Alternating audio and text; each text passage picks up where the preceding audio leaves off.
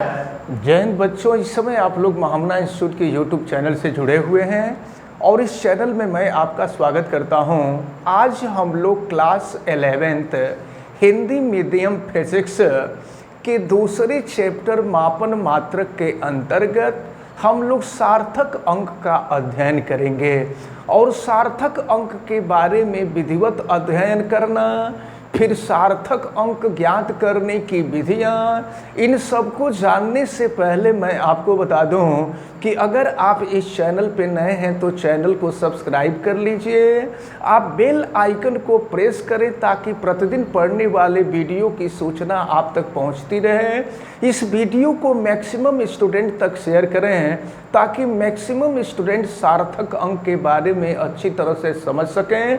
अगर किसी प्रकार की कोई दिक्कत समझ में आती है तो आप हमें कमेंट करके बतावें और वीडियो को आप लाइक ज़रूर करें। तो चलिए हम आपको सार्थक अंक के बारे में बतलाने जा रहे हैं। वे अंक जिनके द्वारा किसी राशि का मापन शुद्ध रूप से किया जा सकता है उन्हें ही हम सार्थक अंक कहते हैं। और अब इसके बाद हम लोग देखेंगे सार्थक अंक ज्ञात करना। सार्थक अंक कैसे ज्ञात करते हैं? सार्थक अंक ज्ञात करना, तो देखें सार्थक अंक ज्ञात करने के कुछ नियम हैं। अगर उन नियमों को हम जान जाएंगे तो सार्थक अंक ज्ञात करना समझ जाएंगे। तो पहला नियम ये है कि जितने भी अशून्य अंक हैं, अशून्य अंक का मतलब शून्य को छोड़ करके, तो शून्य को छोड़ करके जितने भी अंक होते हैं सभी अंक सार्थक अंक होते हैं। जैसे मान लीजिए हम 12,375 लिखे हैं और तो इसमें देखेंगे कि कुल कितने अंक हैं। ध्यान दीजिए, तो यहाँ पर 1 2 3 4 5 अंकों की संख्या कुल 5 है, इसलिए इसमें सार्थक अंकों की संख्या, सार्थक अंकों की जो संख्या होगी वो 5 होगी। यानी शून्य को छोड़ करके जितने भी अंक होते हैं सभी सार्थक अंक होते हैं।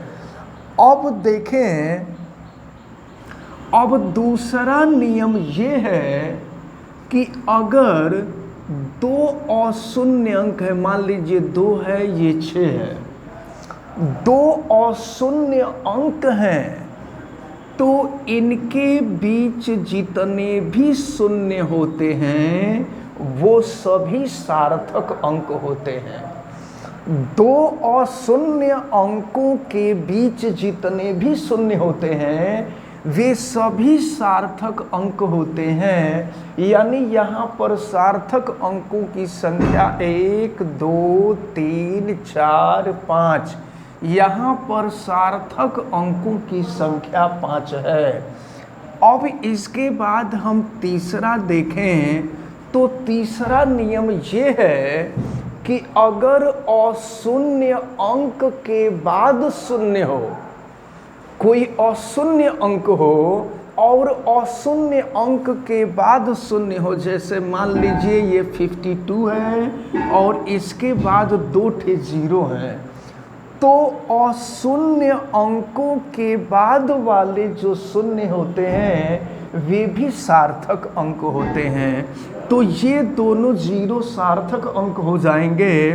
तो यहाँ पर देखें सार्थक अंकों की संख्या 1 2 3 4, यानी यहाँ पर सार्थक अंकों की जो संख्या होगी वो 4 हो जाएगी। अब चौथा जो नियम मैं आपको बताने जा रहा हूँ कि अगर अंकों के बीच में दशमलव है तो सार्थक अंकों की संख्या पर दशमलव का कोई प्रभाव नहीं पड़ता है। सार्थक अंकों की संख्या पर दशमलव का कोई प्रभाव नहीं पड़ता है। जैसे मान लीजिए ये 2.413 है, तो यहाँ पर दशमलव का अंक है। अच्छा ये अब इसमें सार्थक अंकों की संख्या पर दशमलव का कोई प्रभाव नहीं पड़ता है, यानी 1, 2, 3, 4 इसमें सार्थक अंकों की संख्या 4 होगी। अगर ये दशमलव यहाँ होता तो भी सार्थक अंकों की संख्या 4 होते। अगर ये दशमलव यहाँ होता तो भी सार्थक अंकों की संख्या 4 होती।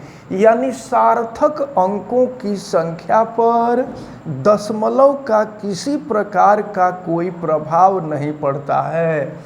अब इसके बाद हम 5वां नियम आपको बता दें कि अगर 10 के घात के रूप में कोई संख्या है, जैसे मान लीजिए 3.15 गुणे 10 का घात 7 दिया हुआ है, तो 10 के घात वाली जो संख्या होती है वो सार्थक अंक नहीं होती है।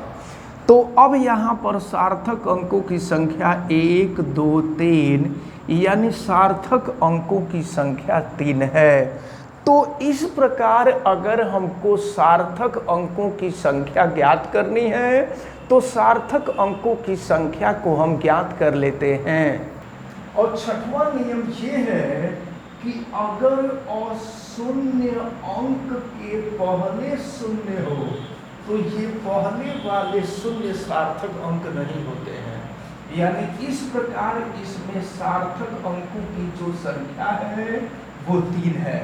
तो हमें उम्मीद है कि सार्थक अंक की डिफिनीशन और सार्थक अंक ज्ञात करना, ये दोनों तरीके आपको बहुत अच्छी तरह से समझ में आ गए होंगे।